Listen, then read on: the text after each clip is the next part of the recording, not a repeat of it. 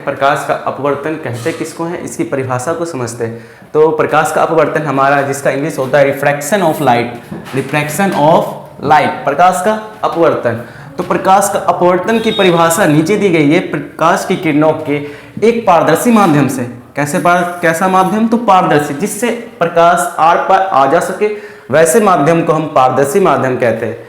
जैसे हमारा हो गया कांच, कांच से प्रकाश आर पर जा सकती है, इसलिए हम उसे पारदर्शी माध्यम कहते हैं। हवा भी एक पारदर्शी माध्यम है, क्योंकि हवा से प्रकाश एक जगह से दूसरे जगह जा सकते हैं, इसीलिए इसको हम माध्यम कहेंगे। और पारदर्शी क्यों, क्योंकि उसके आर पार जा सकती है, हवा के आर पार प्रकाश जा सकती है, या फिर कांच के आर पार प्रकाश जा सकती है, और पानी के आर पार भी प्रकाश जा सकती है। तो वैसे माध्यमों को हम पारदर्शी माध्यम कहेंगे, जिससे भी प्रकाश आर पार जा सकती है। और पारदर्शी माध्यम का जो इंग्लिश होता है वो ट्रांसपेरेंट होता है। ये ट्रांसपेरेंट की जगह हम इसको ट्रांसलूसेंट भी कह सकते हैं, ठीक। और दूसरे पारदर्शी माध्यम, पहले पारदर्शी माध्यम से दूसरे पारदर्शी माध्यम में मुड़कर जाने की क्रिया को, या फिर दिशा परिवर्तन क्रिया को हम प्रकाश का अपवर्तन कहते हैं, ठीक। एक पारदर्शी माध्यम से दूसरे पारदर्शी माध्यम में अगर प्रकाश की किरण मुड़कर प्रवेश कर रही है, तो वैसे उस क्रिया को हम क्या कहते हैं, प्रकाश का अपवर्तन कहते हैं। तो इसमें सबसे पहला टॉपिक है आपतित किरण कहते हैं किसको है, आपतित किरण कहते हैं किसको है।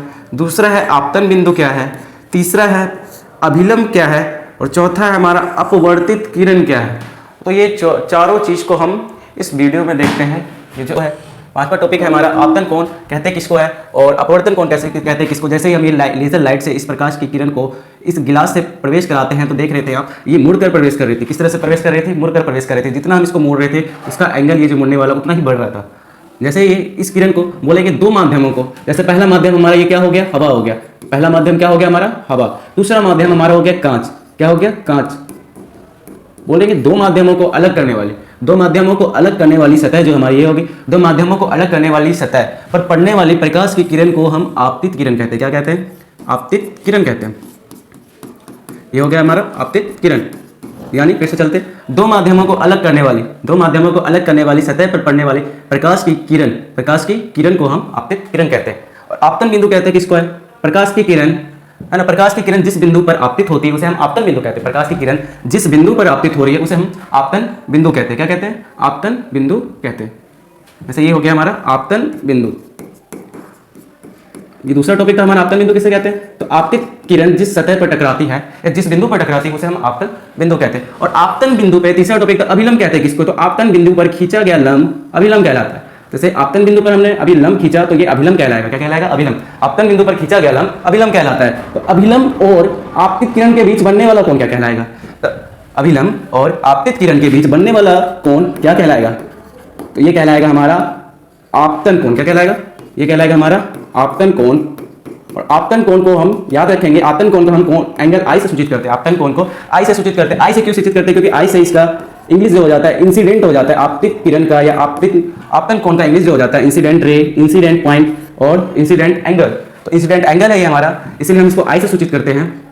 और जैसे दूसरा परिभाषा हम बताए थे अपवर्तित किरण किसे कहते हैं, तो अपवर्तित दूसरे माध्यम में मुड़कर प्रवेश करने वाली किरण को, है ना, दूसरे माध्यम में मुड़कर जो प्रवेश करने वाली किरण है ये इस तरह से जानी चाहिए था, इस प्रकाश की किरण को इस तरह से जाना था, पर ये इस प्रकार ये अभिलंब की ओर मुड़ जाता है। ये किस ओर मुड़ जाता है, अभिलंब की ओर, यानी दूसरे माध्यम में प्रवेश करने से पहले ये मुड़ गई है, ये किरण अभिलंब की ओर मुड़ चुकी है। तो इसे हम कहेंगे जब दूसरे माध्यम में मुड़कर प्रवेश करने वाली प्रकाश की किरण को हम अपवर्तित किरण कहते हैं। क्या कहते हैं, अपवर्तित किरण कहते हैं। ये हमारा अपवर्तित किरण है। अपवर्तित किरण को हम क्या कहते हैं इसमें, रिफ्रैक्टेड रे। क्या कहते हैं, रिफ्रैक्टेड रे, ठीक। दूसरे माध्यम में मुड़कर प्रवेश करने वाली किरण को हम अपवर्तित किरण या रिफ्रैक्टेड रे कहते हैं। और ये क्या बन रहा है, अभिलंब। ये अभिलंब है हमारा, अभिलंब और इस अपवर्तित किरण के बीच में एक कोण बन रहा है। इस कोण का भी एक नाम है, उसका नाम है, इसका नाम है हमारे पास अपवर्तित कोण।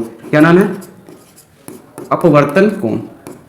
जैसे कि यहां पे लिखा है अपवर्तन कोण। क्या लिखा हुआ है, अपवर्तन कोण। इसको रिफ्रैक्टेड एंगल कहते हैं। क्या कहते हैं इसमें, रिफ्रैक्टेड एंगल। अपवर्तन कोण किसे कहते हैं, अपवर्तित किरण और आपतन बिंदु पर खींचे गए अभिलंब। क्या अपवर्तित किरण ये दिख रहा है, क्या आपको दिख रहा है अपवर्तित किरण के, तो अपवर्तित किरण और आपतन बिंदु पर खींचा गया अभिलंब के बीच बनने वाला कोण हमारा अपवर्तन कोण कहलाता है या अपवर्तन कोण कहते हैं। इस टॉपिक में समझ में आ रहा होगा कि आपतन बिंदु क्या है, आपतित किरण क्या है, ठीक। आगे के टॉपिक में चलते हैं। जब प्रकाश की किरण दूसरे माध्यम में प्रवेश करती है तो मुड़ क्यों जाती है, क्या कारण है इसके पीछे का, तो हम चलते हैं वेव थ्योरी पे, यानी तरंग सिद्धांत पे। जब हम देखते हैं पानी में इस प्रकार जब कोई छोटा सा कंकर या पत्थर फेंकते हैं तो वो इस तरह से तरंग उत्पन्न करते हुए आगे बढ़ती है, पानी में तरंगों को उत्पन्न करती है।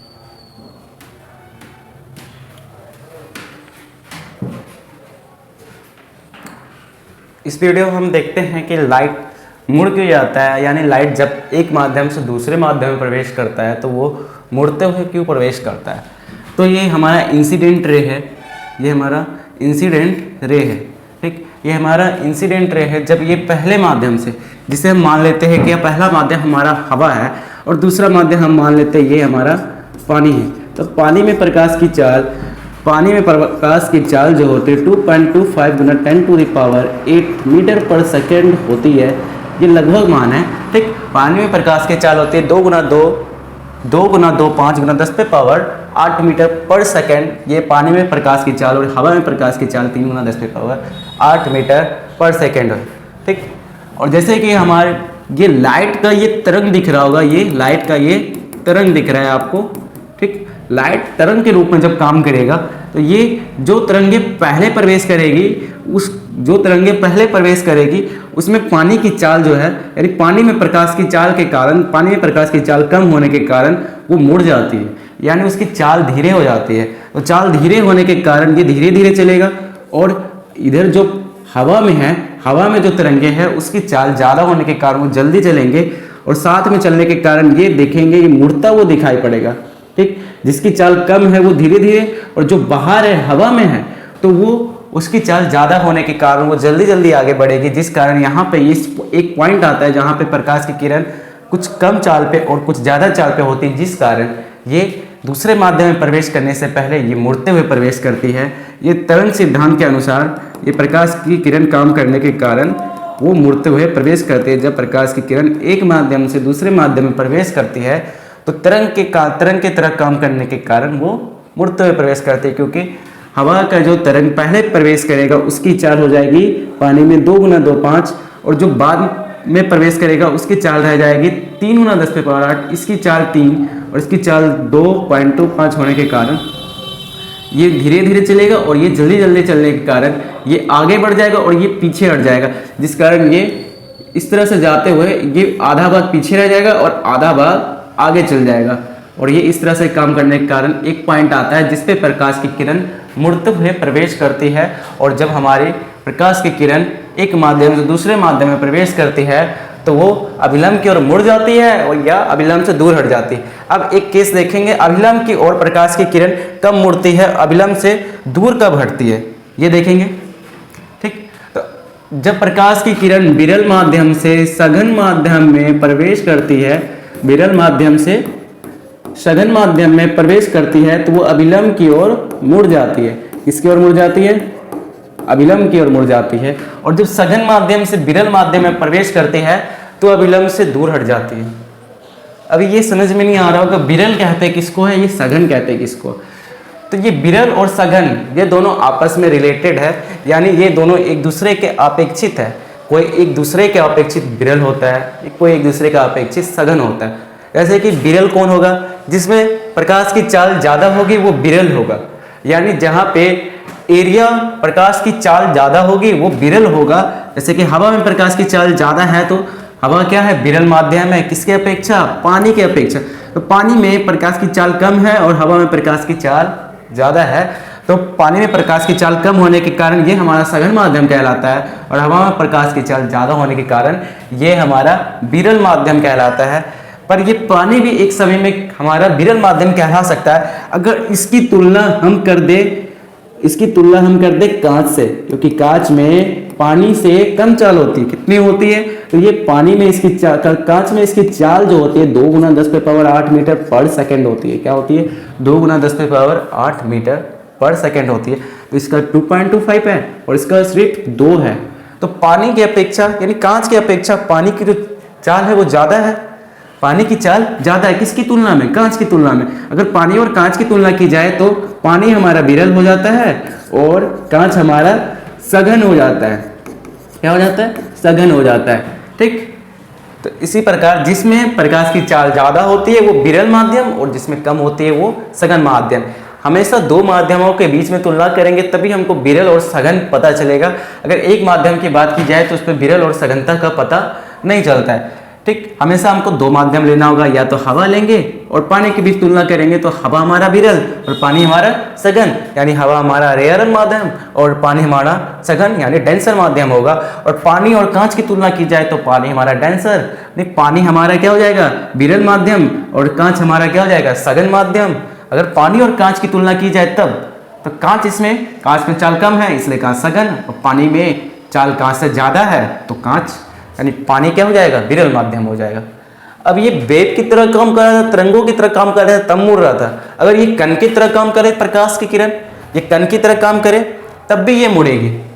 जैसे कि ये पार्टिकल दिख रहा है, ये छोटे छोटे प्रकाश के कण है, ये जब प्रवेश कर रहा है, जो कण पहले प्रवेश कर रहा है उसकी चाल धीमे हो जा रही है। ठीक, जैसे कि जो प्रकाश के कण पहले प्रवेश किए, ठीक, जो प्रकाश के कण पहले प्रवेश किए उसकी चाल धीमी हो जाती है और वो धीरे धीरे चलती है। ठीक, वो धीरे धीरे चलती है, और जो ये फास्ट हो गया और ये हमारा स्लो हो गया, ये क्या हो गया फास्ट, ये हो गया हमारा स्लो।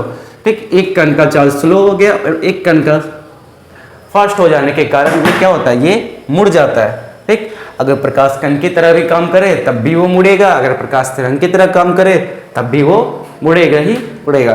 ठीक, वो अभिलंब की ओर मुड़ेगा या अभिलंब से दूर हटेगा, वो उसकी स्पीड पे यानी विरल से सघन में जाएगा तो अभिलंब की ओर मुड़ेगा, और सघन से विरल में जाएगा तो अभिलंब से दूर हट जाएगा।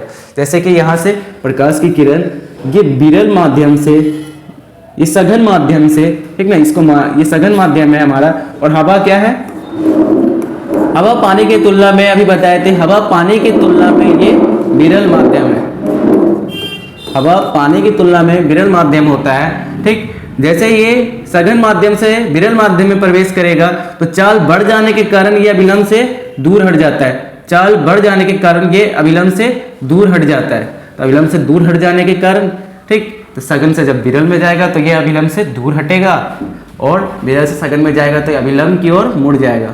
ठीक, आगे चलते हैं।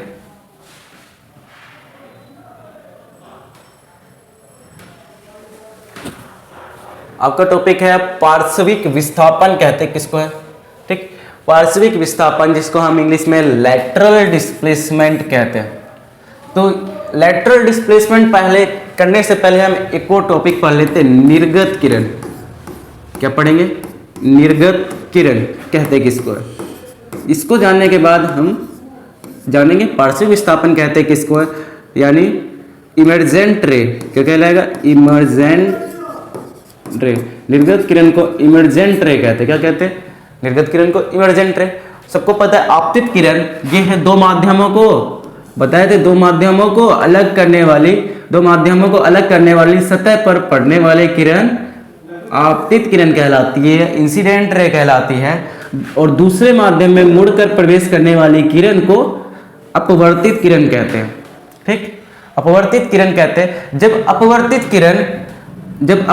किरण बाहर निकलती है, तो अपवर्तित किरण जब बाहर निकलती है, उस बाहर निकलने वाली किरण को हम क्या कहते हैं, निर्गत किरण। इंग्लिश में बोले तो इमर्जेंट रे कहते हैं। क्या कहते हैं, इमर्जेंट रे। यानी जब प्रकाश की किरण, जब अपवर्तित किरण किसी माध्यम से बाहर निकलती है तो उसे हम निर्गत किरण कहते हैं। जब प्रकाश की किरण, जब अपवर्तित किरण, क्या कहेंगे, जब अपवर्तित किरण दूसरे माध्यम में से बाहर निकलती है, जब अपवर्तित किरण दूसरे माध्यम से बाहर निकलती है तो उसे हम निर्गत किरण कहते हैं। और यहाँ पे भी अगर निर्गत किरण पे भी एक अभिलंब खींचा जाए तो यहाँ पे अभिलंब और निर्गत किरण के बीच एक कोण बनेगा जिसको हम निर्गत कोण कहते हैं। क्या कहते हैं, निर्गत कोण। निर्गत कोण कहाँ बनता है, तो निर्गत किरण और अभिलंब के बीच बनने वाला कोण निर्गत कोण कहलाता है, जिसको हम एंगल ई से सूचित करते हैं। किससे सूचित करते हैं, एंगल ई से। ठीक, और यहाँ पे अगर इंसिडेंट रे को देखा जाए, आपतित किरण को देखा जाए, तो वो यहाँ पे मुड़ जाती है, पर अगर वो इस कांच को हटा दिया जाए, इस कांच की स्लैब को अगर हटा दिया जाए तो ये मुड़ेगी नहीं, वो इस लाइन में वो आगे बढ़ते हुए चल जाएगी। इस लाइन में वो आगे बढ़ते हुए चल जाएगी।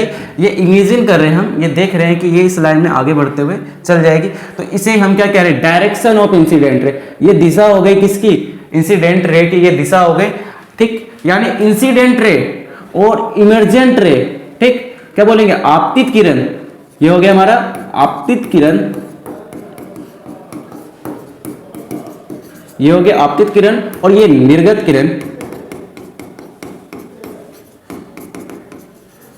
आपतित किरण और निर्गत किरण के बीच लंबवत दूरी को, कैसे दूरी को, ये लंबवत दूरी को हम क्या कहते हैं, लंबवत दूरी को ही हम क्या कहते हैं, पार्श्विक विस्थापन। किसके किसके बीच की दूरी को, तो आपतित किरण और निर्गत किरण के बीच के लंबवत दूरी को ही हम क्या कहते हैं, क्या कहते हैं, पार्श्विक विस्थापन। देख रहे हैं आपतित किरण लिखा हुआ है, आपतित किरण और निर्गत किरण के बीच के लंबवत दूरी को पार्श्विक विस्थापन कहते हैं। क्या कहते हैं, पार्श्विक विस्थापन, लैटरल डिस्प्लेसमेंट कहते हैं। तो इस वीडियो में, मतलब इस वीडियो में हम देखें निर्गत कोण या निर्गत किरण, निर्गत कोण या निर्गत किरण किसे कहते हैं, ठीक।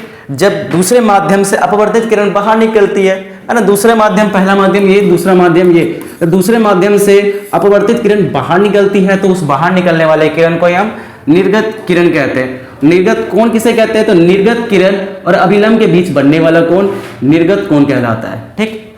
तो इसी में देखे थे पार्श्विक विस्थापन किसे कहते हैं, तो आपतित किरण और निर्गत किरण के बीच लंबवत दूरी को, ये जो लंबवत दूरी दिख रहा है, इस लंबवत दूरी को ही हम क्या कहते हैं, पार्श्विक विस्थापन, लैटरल डिस्प्लेसमेंट कहते हैं। तो पार्श्विक विस्थापन सबको समझ में आया होगा। आगे का देखते हैं क्या है।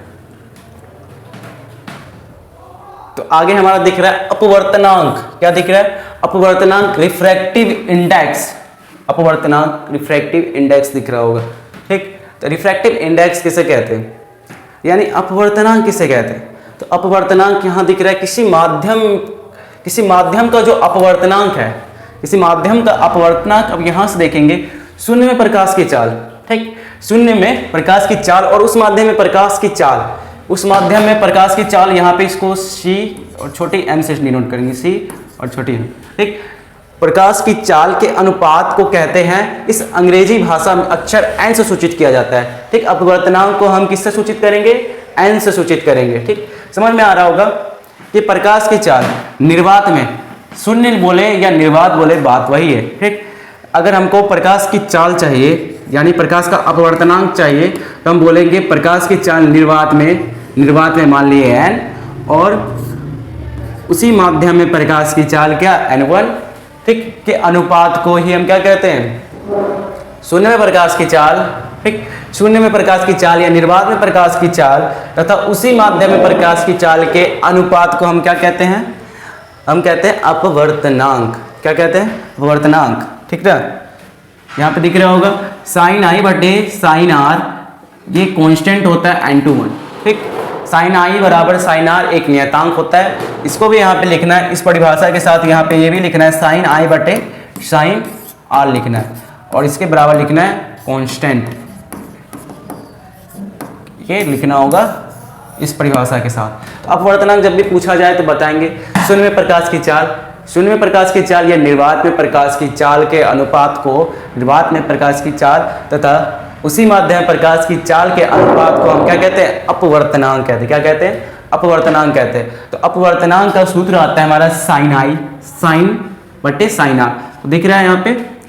और इसी की जगह पे हम लिख सकते हैं speed of light in medium 1, यानी प्रथम माध्यम में प्रकाश की चाल, प्रथम माध्यम में प्रकाश की चाल और द्वितीय माध्यम में प्रकाश की चाल के अनुपात को, है ना, प्रथम माध्यम में प्रकाश की चाल और द्वितीय माध्यम में प्रकाश की चाल के अनुपात को हम क्या कहते हैं, हम कहते हैं अपवर्तनांक। यहाँ से भी एक परिभाषा निकल के आ रहा है, प्रथम माध्यम में प्रकाश की चाल और द्वितीय माध्यम में प्रकाश की चाल के अनुपात को हम अपवर्तनांक कहते हैं। ऐसे भी याद कर सकते हैं इसको। सब मीडियम में, जैसे कि एयर टू वाटर, ठीक, एयर टू वाटर का रिफ्रैक्टिव इंडेक्स क्या होता है, तो एयर से, जब हवा से पानी में जब प्रकाश जाती है तो वो कितना का, मतलब वो उसका अपवर्तनांक क्या होता है, जब माध्यम एक एयर हो और माध्यम 2 वाटर हो तो उसका अपवर्तनांक होगा 1.33। तो इसको निकालना हम सीखेंगे, इस पर एक क्वेश्चन बनाएंगे, 2 क्वेश्चन बनाएंगे, ठीक। जब एयर से, यानी जब पानी, हवा से प्रकाश कांच में प्रवेश करती है तो उसका रिफ्रैक्टिव इंडेक्स क्या होता है, तो 1.52। इसको निकालना अभी हम सीखेंगे। अपवर्तनांक कहते हैं किसको, ये समझ ली। अब अपवर्तनांक पे सवाल को कैसे बनाएंगे, उस सूत्रों पे कैसे बनाएंगे। तो पहला दिया है light enters from air to glass. अगर लाइट एंटर करता है हवा से कांच में, जब लाइट एंटर करता है हवा से कांच में प्रवेश करता है, ठीक, तो उसका रिफ्रैक्टिव इंडेक्स दे दिया गया हमको। रिफ्रैक्टिव इंडेक्स जो है यानी अपवर्तनांक जो है, ठीक, अपवर्तनांक जो है वो हमारा क्या हो जाता है 1.50। क्या दिया हुआ है 1.50। 1.50 को 1.5 रखते हैं, ठीक। What is the speed of light in glass, तो लाइट का जो स्पीड है वो गिलास में क्या होगा, यानी कांच में प्रकाश की चाल निकालना है। किसमें, कांच में प्रकाश की चाल को हमको निकालना है। फाइंड क्या करना है इसमें, कांच में प्रकाश की चाल। हमको अपवर्तनांक निकालना नहीं, अपवर्तनांक दे दिया गया है और कांच में प्रकाश की चाल को निकालना है। और हमें क्या दिया हुआ है, और दिया गया है वैक्यूम यानी निर्वात में प्रकाश की चाल दे दिया गया है। शून्य में प्रकाश की चाल को दे दिया गया है। वैसे इसको याद रखना पड़ेगा, निर्वात में प्रकाश की चाल क्या होती है, ठीक, निर्वात में प्रकाश की चाल क्या होती है वो याद रखना पड़ेगा हमको। 3 × 10⁸ मीटर पर सेकेंड होता है। तो इसको कैसे बनाएंगे, तो अभी हम बताए अपवर्तनांक को n से सूचित किया जाता है। अपवर्तनांक को n से सूचित किया जाता है।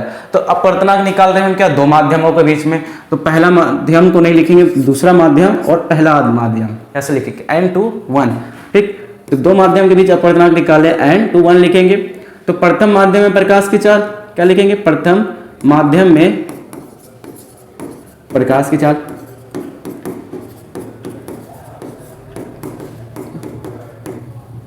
और ये द्वितीय माध्यम में प्रकाश की चाल, माध्यम में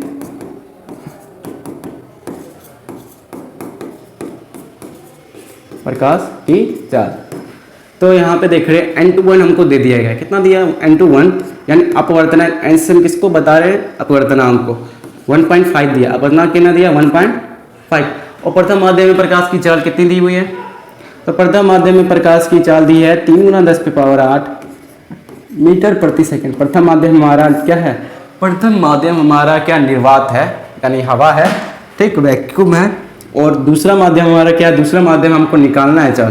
तो मान लिया इसकी चाल क्या है x है, या हम मान सकते हैं, ठीक है, x मान लिए। तो x जब इधर भाग में है तो ये इधर आके गुना में जाएगा, और ये गुना का है तो उधर जाके भाग में जाएगा।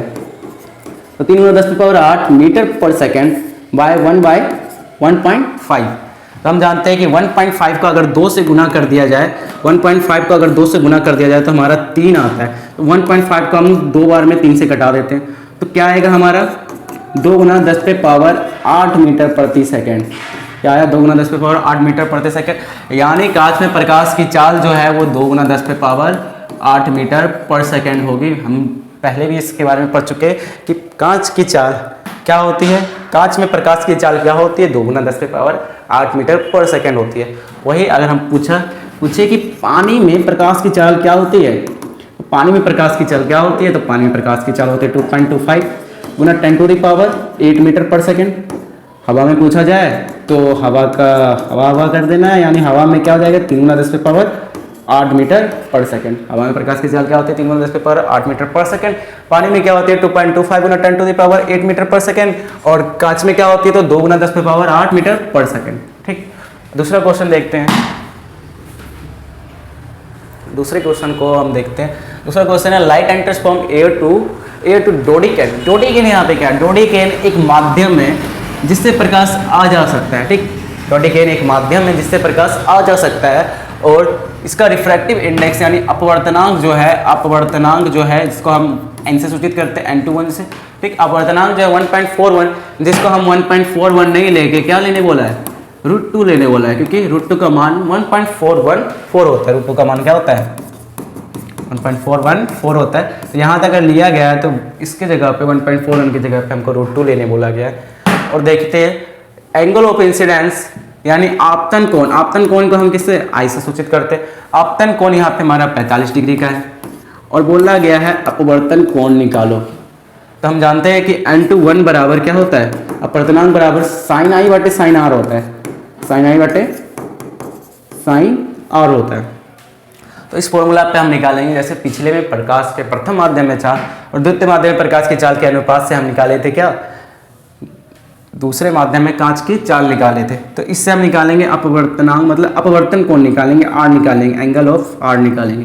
तो N21 कितना दिया हुआ, N21 हमारा दिया गया है रिफ्रैक्टिव इंडेक्स 1.41, जिसको हम √2 लिखेंगे। क्या लिखेंगे, N21 की जगह पे √2 और साइन आई की जगह पे साइन का साइन आई की जगह पे हम क्या लिखेंगे, आई हमारा कितना दिया हुआ है 45 डिग्री, तो साइन 45 डिग्री, तो √2 यहाँ पे साइन कितना आर, तो ये भाग का उधर जाके गुना का, और ये गुना का उधर जाके भाग का। साइन 45 का मान सबको पता होगा कितना होता है, साइन 45 का मान कितना होता है, साइन 45 का मान हमारा है 1/√2, ठीक। और ये √2 जो भाग का था इधर आके, मतलब गुना का था इधर आके भाग का हो जाएगा, और ये हर का जो अंश है वो अंश के हर के साथ जाता है, ठीक। तो 1/√2 गुना √2, तो √2 को √2 से गुना करेंगे तो 2 आएगा 1/2।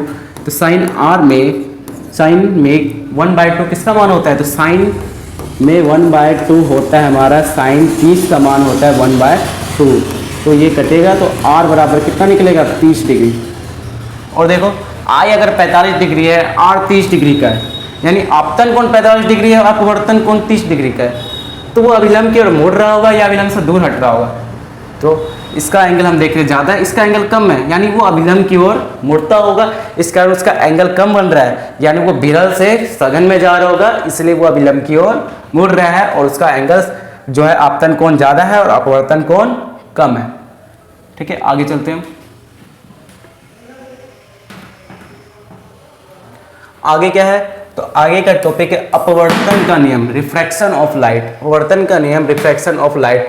तो रिफ्रैक्शन ऑफ लाइट किसे कहते हैं, तो अपवर्तन का नियम, अपवर्तन कितने, अपवर्तन कहते हैं किसको, ये जान लिए, अपवर्तन कहते हैं किसको, ये समझ गए। अपवर्तन का नियम क्या है ये समझते हैं। तो अपवर्तन का नियम है पहला कि आपतित किरण और आपतन बिंदु पर खींचा गया लंब, ठीक। आपतित किरण, ठीक, आपतित किरण और आपतन बिंदु पर अभिलंब, अपवर्तित किरण तीनों एक ही तल में होती है, तीनों एक ही तल या समतल में होती है। जैसे कि एक समतल बना लिए, एक समतल बना लिए, इस पे एक आपतित किरण डाले तो ये एक ही समतल पे, और ये आपतन बिंदु भी एक ही तल पे है, और इसका जो अभिलंब खींचे, ठीक, अभिलंब और ये अपवर्तित किरण तीनों एक ही तल में बन रही है, यानी तीनों एक ही सतह पे, एक ही प्लेन पे बन रही है, ठीक। तो इसी को कहेंगे हम पहला नियम, आपतित किरण, आपतित किरण और आपतन बिंदु पर अभिलंब, आपतित किरण और आपतन बिंदु पर अभिलंब और अपवर्तित किरण तीनों एक ही तल में होती है या तीनों एक ही समतल में होती है, पहला नियम, ठीक। आपतित किरण, आपतन बिंदु पर अभिलंब, आपतित किरण और आपतन बिंदु पर अभिलंब और अपवर्तित किरण तीनों एक ही समतल में होती है या एक ही तल में होती है, ठीक। दूसरा नियम क्या है, दूसरा नियम है किन्हीं दो माध्यमों, ठीक, किन्हीं दो माध्यमों और प्रकाश के किसी विशेष वर्ण के लिए, जैसे पहला माध्यम और ये दूसरा माध्यम, तो यहाँ पे कितना माध्यम हो गए, दो, हमेशा बताया गया दो माध्यमों को लिया जाता है, ठीक। तो किन्हीं दो माध्यमों और प्रकाश के किसी विशेष वर्ण के लिए, दो माध्यम और किस प्रकाश के कोई विशेष वर्ण यानी विशेष रंग के लिए, कलर के लिए, ठीक, प्रकाश के विशेष वर्ण या कलर के लिए आपतन कोण की ज्या, ज्या मतलब होता है थीटा, आपतन कोण की ज्या, ज्या मतलब थीटा, और अपवर्तन कोण की ज्या का अनुपात, ठीक है ना, का अनुपात एक नियतांक होता है, यानी बताए थे साइन आई बटे साइन आर, इसको भी साथ में लिख लेना इस नियम के साथ। ये एक कांस्टेंट होता है, क्या होता है, एक कांस्टेंट होता है, नियतांक होता है, ठीक। बोलते हैं किन्हीं दो माध्यम में प्रकाश के कोई विशेष कलर के लिए, विशेष रंग के लिए आपतन कोण की ज्या और अपवर्तन कोण की ज्या का अनुपात, आपतन कोण की ज्या और अपवर्तन कोण की ज्या का अनुपात एक नियतांक होता है। और इसी नियम को, ये जो दूसरा नियम है, इसी नियम को हम स्नेल का नियम भी कहते हैं, ठीक।